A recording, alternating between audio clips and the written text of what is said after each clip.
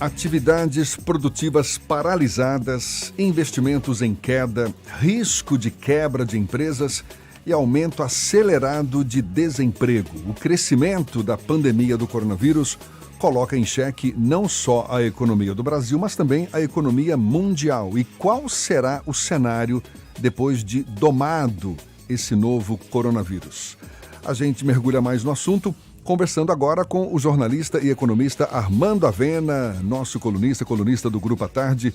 Seja bem-vindo. Bom dia, Armando. Bom dia, Jefferson. Bom dia a todos. Armando, eu li um artigo em que o autor afirma que depois de domado o coronavírus, possivelmente no fim do ano, vai nos restar uma terra arrasada.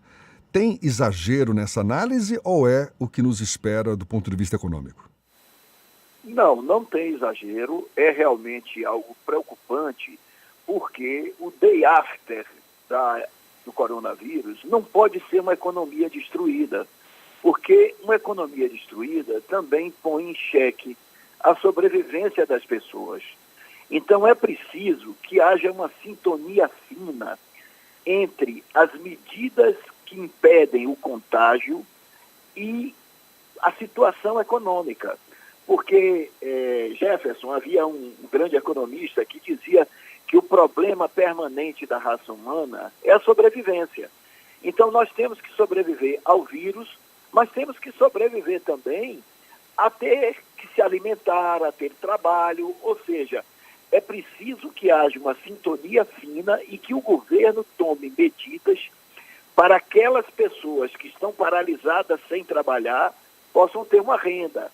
E para que as empresas também possam sobreviver a esse período de crise. Pois é, a gente até caso se basear em exemplos de outros países, já tem países que estão transferindo renda para as pessoas, adiando o pagamento de impostos, facilitando empréstimos para as empresas. As medidas tomadas até agora pelo governo, você acha que estão no caminho certo? Olha, as medidas estão no caminho certo. O grande problema, na verdade, não são as medidas que estão sendo tomadas, mas são a velocidade como elas estão sendo tomadas.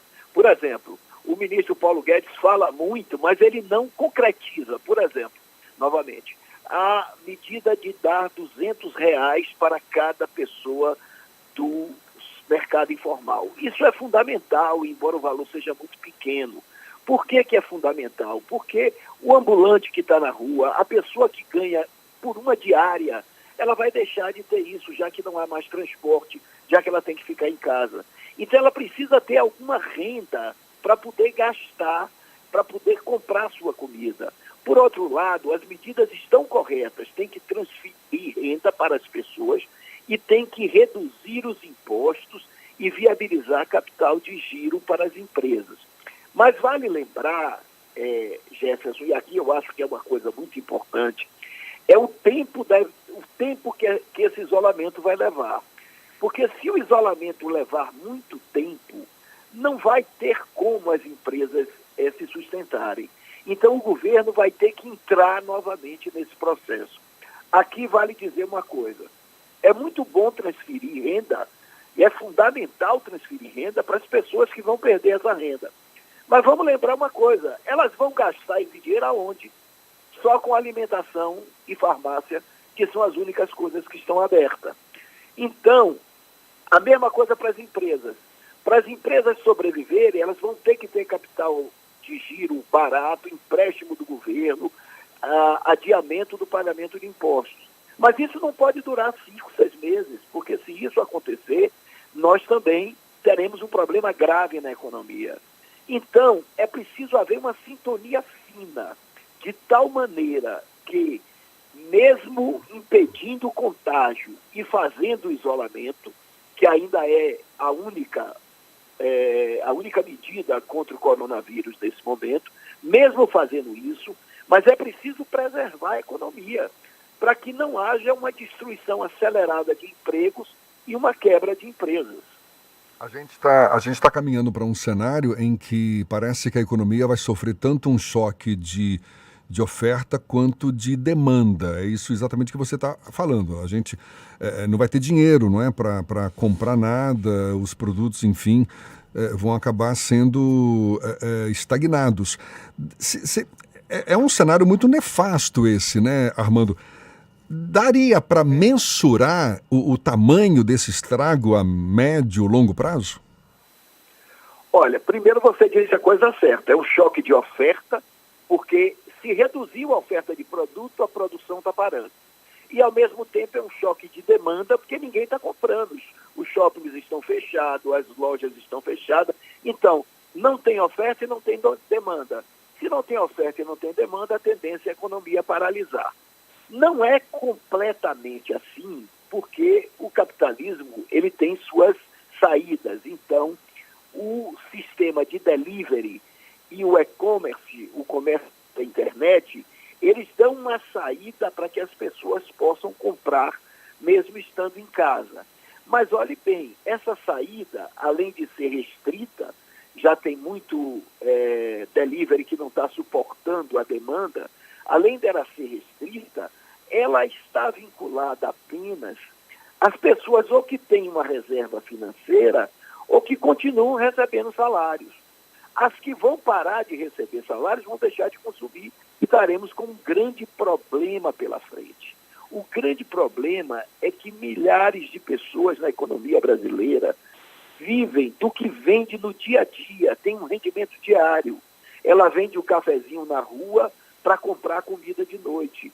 Ela vende um produto, ela vende o seu serviço para comprar no dia seguinte. Esse é que é o grande problema da economia brasileira. Na verdade, para responder a sua pergunta, Jefferson, a expectativa é que haja uma queda na economia recessiva da ordem de 2%, é o que a maioria dos economistas estão prevendo. É claro que isso vai depender do tempo.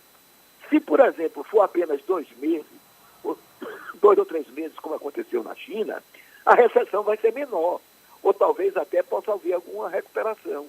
Mas se for, como disse o ministro Mandetta, que deu prazo de agosto a setembro, ou seja, cerca de 5 meses, isso será dramático para a economia brasileira. Então, estamos num momento muito difícil. O isolamento, ele é fundamental, porque ele é a única medida que tem disponível. Mas o que ele faz, na verdade, ao achatar a curva, é alongar o problema. Alongar o problema. Então, é preciso que o governo viabilize essas questões. E ainda tem as diferenças, porque o Brasil é um país tão grande que, por exemplo, o efeito na economia na Bahia e no Nordeste vai ser diferente de outros locais do país.